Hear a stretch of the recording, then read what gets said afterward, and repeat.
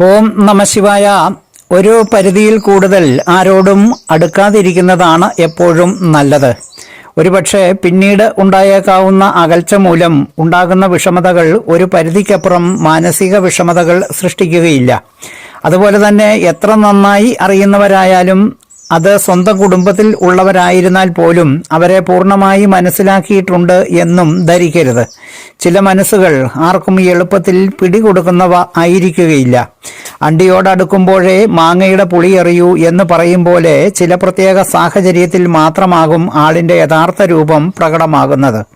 അതുപോലെ പുതിയ കാലത്ത് വലിയ തോതിലുള്ള ആത്മാർത്ഥത ആരോടും കാണിക്കാതിരിക്കുന്നതാണ് നല്ലത്. കാരണം തനിക്ക് ഒരാവശ്യം വരുമ്പോൾ ആരിൽ നിന്നും അതൊന്നും തിരികെ ലഭിച്ചു എന്ന് വരികയില്ല. ഇതുപോലെയുള്ള കുറച്ച് കാര്യങ്ങളിൽ ശ്രദ്ധ വെച്ചാൽ ജീവിതത്തിലെ വലിയ ചതിക്കുഴികളിൽ അകപ്പെടാതെ ഇരിക്കാം. മോഹനൻ ജ്യോത്സ്യർ, ജ്യോതിഷ ആചാര്യ.